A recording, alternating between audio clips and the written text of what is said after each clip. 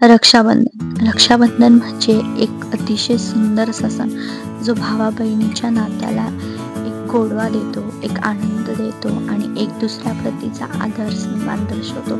तसं भाऊ आणि बहीण ह्या दिवशी एक दुसऱ्याला एक वचने देतात. बहिणी एक धागा बांधून, तो नुसता धागाच नसतो तर प्रेम असते, विश्वास असतो आणि माया देखील असते. तो धागा भावाच्या हातावर बांधून खूप खूप आशीर्वाद देत असते आणि त्याच्या सगळ्या इच्छा पूर्ण हो ही मनोकामना करत असते. आणि तसंच प्रत्येक भाऊ ह्या दिवशी आपल्या बहिणीला एक विश्वास देत असतो आणि आश्वासन देत असतो की काही झालं तरी मी खंबीरपणे तुझ्या वाटेशी उभा आहे. असा सुंदर नात्यातला गोडवा दर्शवणारा भाऊ बहिणींच्या तर हा सण आहे रक्षाबंधन. तर या ब्लॉगमध्ये आम्ही आमचं रक्षाबंधन कसं साजरं केलं हेच दाखवणार आहे. तर आम्ही तिघी बहिणींनी पप्पांना आणि भावांना राखी बांधून मस्त आमचं रक्षाबंधन साजरे केलं. त्यानंतर खूप छान छान असे फोटोज वगैरे काढले, जसं की आजकाल सगळेच आपण करत असतो. कारण की तो एक दिवस असतो की भाऊ बहीण एकत्र येत असतात आणि एक छान मजाच येत असते आणि खूप दिवसानंतर भेटल्यानंतर तर खूपच एक वेगळा आनंद आपल्या चेहऱ्यांवर असतो. तर एक खूप आनंद मिळतो आणि खूप सुंदर असं वाटत असतं.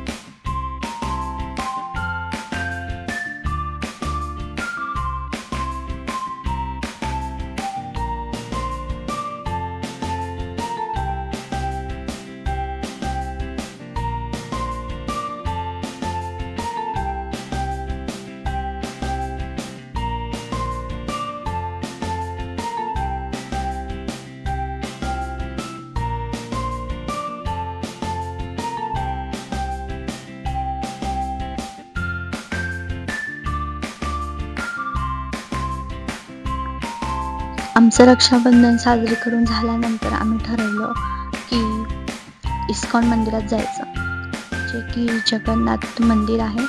आणि आपल्याला तर माहीतच आहे भगवान जगन्नाथ, भगवान बलदेव आणि माता सुभद्राची कहाणी. ते तिघं पण भाऊ बहीण होते आणि असं पण मानलं जातं की सुभद्रा जी होती तिने श्रावण पौर्णिमेच्या दिवशी तिच्या दोघं भावांना म्हणजे बलराम आणि भगवान जगन्नाथ यांना राखी बांधली आणि त्यांना एक वचन मागितले की नेहमी तुम्ही माझ्यासोबत राहाल ना, नेहमी माझी रक्षा कराल ना. तर तसंच वचन त्या दोघं भावांनी त्यांच्या बहिणीला दिलं की सतत आम्ही सदैव तुझ्या पाठीशी राहू आणि तुझं रक्षण करू.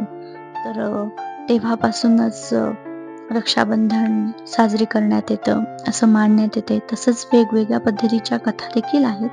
तर ही छोटीशी कथा जी मला माहीत होती मी तुम्हाला सांगितली आणि त्या मंदिराच्या दर्शनापासून सुरुवात करणं अतिशय छान वाटलं, की अतिशय सुंदर असा रक्षाबंधनचा दिवस होता आणि आम्ही भगवान जगन्नाथच्या मंदिरात गेलो आणि छान मस्त आशीर्वाद घेतला. तिथे फिरलो जरा वेळ. तर यापेक्षा अजून आनंदाची गोष्ट काय असू शकते? तर अशा पद्धतीने आमचा छान मस्त दिवस होता रक्षाबंधनचा. मग आम्ही मंदिरात गेल्यानंतर जरा फिरलो, दर्शन घेतलं आणि मग परतलो.